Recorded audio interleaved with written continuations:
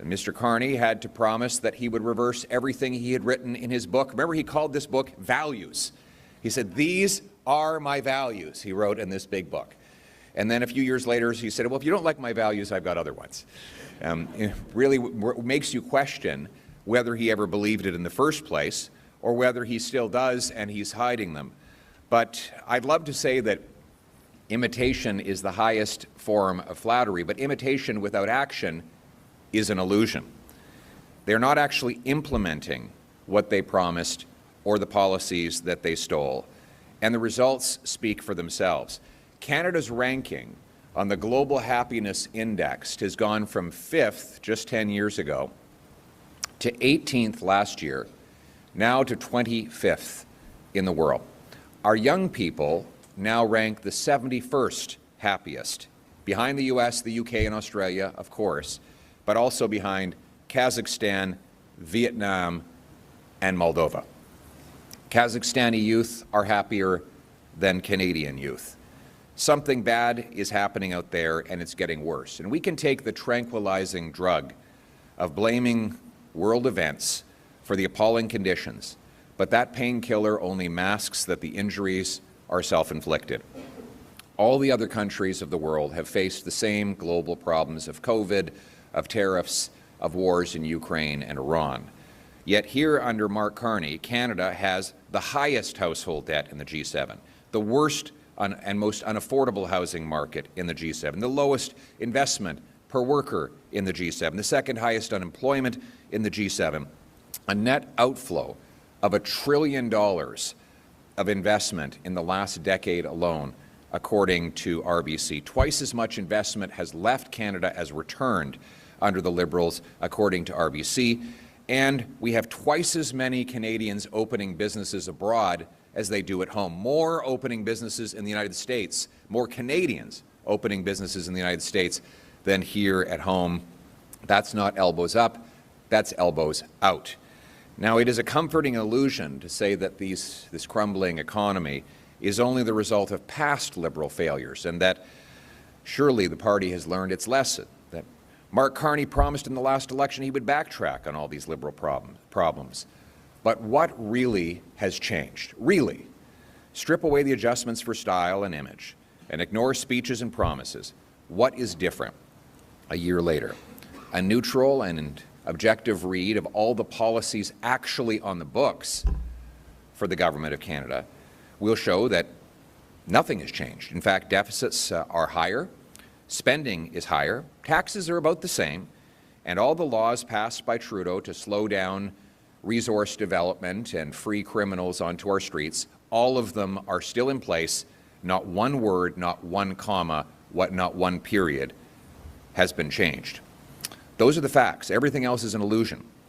And speaking of illusions, let's go through them.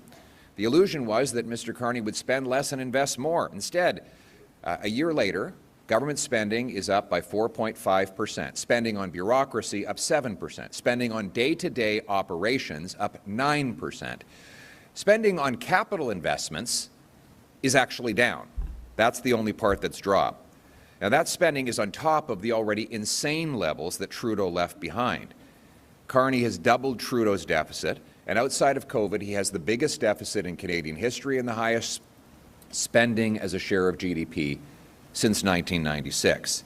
He has not eliminated the carbon tax. He's given it a new name, the Clean Fuel Standard, all while forcing our industry to pay the only industrial carbon tax of any oil-producing country, a tax that Enbridge and Cenovus both say will make it impossible to produce enough oil to ever go in a future Pacific pipeline.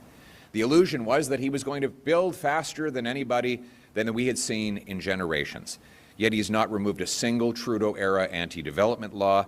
He did not pass a single, he did pass a new law that allows him to go around the old laws, but he's not used that new law to approve a single solitary project. And speaking of the illusion of the Pacific Pipeline, it still has no route, no permit, no builder, no investor, no start point, no end point, no starting date, no end date. And Mr. Carney was asked if he even supports building a pipeline to the Pacific, which is, by the way, the only route that will get us around the United States to diversify our market, a pipeline, by the way, that would allow us to export $30 billion of our crude overseas, which would mean that more value would go through that pipe than we sell to China every single year.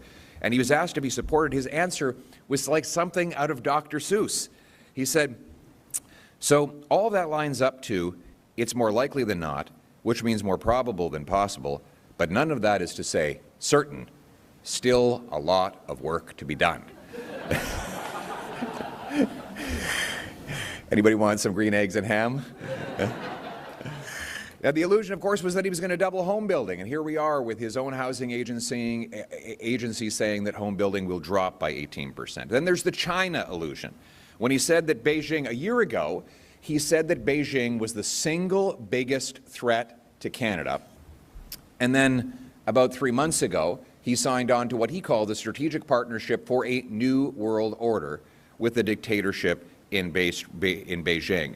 And of course, there's the illusion of the last election where he said he needed to call an immediate snap election so that he had a mandate to conclude a deal with Trump and end the tariffs. And here we are. He hasn't sat down at the negotiating table for 5 months while the Mexicans are there eating our diplomatic and economic lunch. He is sitting on the sidelines and our people are sitting without jobs. On crime, the illusion is that he's announced changes but has not changed a single word in the criminal code. But he is going ahead with the largest confiscation of private property by pursuing lawful and law-abiding firearms owners instead of going after the real criminals. And then there's the censorship agenda. Now remember, the illusion was that Mark Carney was not as woke as Justin Trudeau, and certainly he is not quite as nauseating, but in reality, reality is that he has appointed a minister of heritage who said that clergy should be charged for quoting politically incorrect sections of the Bible, Leviticus, Deuteronomy, and Romans, and then they passed a law, C9, that would allow such charges to be laid. The illusion was that he would be more moderate, maybe even a little bit conservative, but the reality is that he's not changed the Trudeau agenda, he has accelerated it. By all objective measures, the government is bigger and more costly and controlling than under Trudeau. The deficit is double, the bureaucracy has more tentacles that reach further into our lives than ever before. Nothing has changed. It is more cost, more debt, more immigration chaos, more of the same. Mark Carney is just another Liberal.